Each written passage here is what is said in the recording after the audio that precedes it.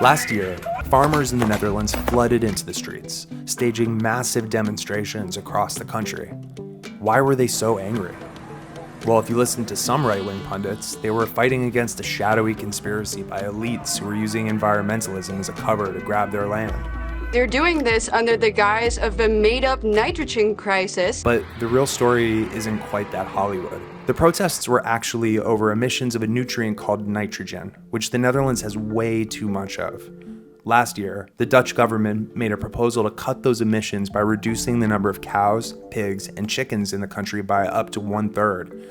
That did not make farmers there very happy, and it's why they raised such a stink.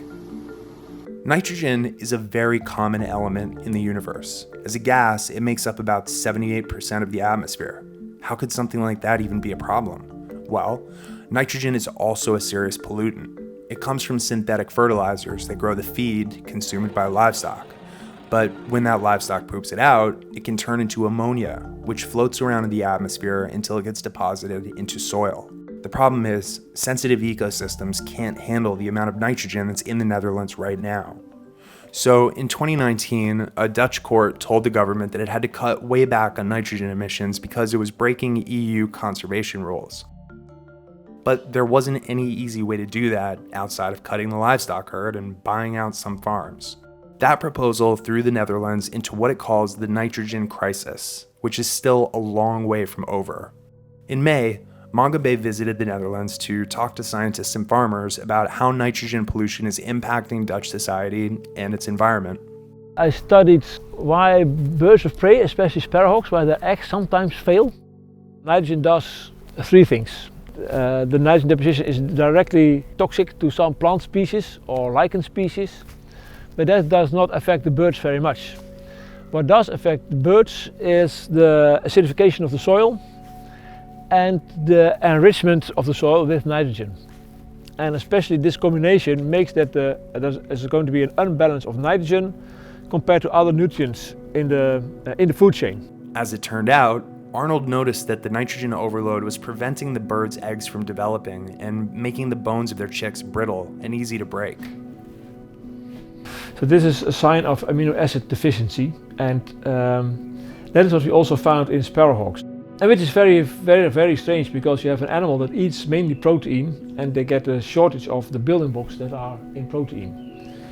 So I was really puzzled by that, and we discovered that due to nitrogen deposition, the production of amino acids in plants is being reduced and the composition is altered, which provides a bottleneck at some amino acids for sparrowhawks at the top of the food chain.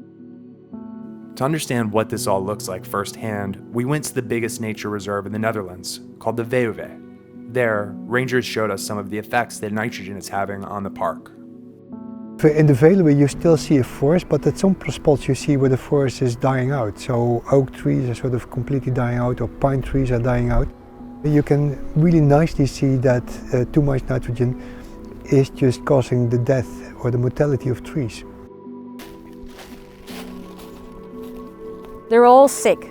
There's not one that I would say, oh, you know, that's very, very fit or very a healthy tree. You can say that the trees are starving. It's not getting all the nutrients that it needs to be a very healthy, full-grown oak tree that it can be. That has to do with all the nitrogen deposition and all the leaching out of all the minerals. Everything that comes from the nitrogen deposition, it comes basically from the air. We can't do anything about that. You know, we do what we do here, which is preserving biodiversity. Most environmentalists in the Netherlands that we talked to said they sympathize with the farmers. The government's inaction and faith that the market would work itself out, they told us, is really to blame for how big the problem is now. Lots of farmers are in debt and have razor-thin profit margins, so it's not surprising that they reacted so badly to the government's plans. Now, the big question for the Netherlands is, where does its food system go from here? We know already since the 1980s that too much nitrogen is sort of creating all these problems. We are losing trees, we are losing heathlands, we are losing species diversity from grasslands. And if you look at the papers that were published in the 1980s, it's all there. And also the solutions were there. The problem is that politics has pushed the system forward. They didn't want to make any effort to solve the problem at the roots, and that's why we are still just talking about the problem. Jan Dirk is a 16th generation farmer. A few decades ago, he broke with what he calls the technical farming system to go organic. No imported feed or antibiotics for his cows, unlike a lot of his neighbors. He didn't take part in the protests, but he told us that he understood where the others were coming from. Everyone knows what is going wrong is that we bring urine and poop together and mix it. Then you get ammonium. So what we did wrong is we choose the wrong system. We choose a technical system and we didn't know what the outcome was. We started to breed cows that need concentrates for that high production level. We thought we were very efficient farmers, the best in the world, because our cows were producing 10,000 kilogram milk. But what we forget is that we have far bigger cows now, eating more, giving more manure, and we have too much manure here in the Netherlands. This is part of why this is such a difficult issue. What to do about the farmers?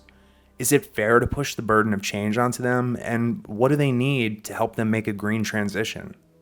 I think there has to be a new relation between cows and hectares of land. That there is a good relation between land and animals.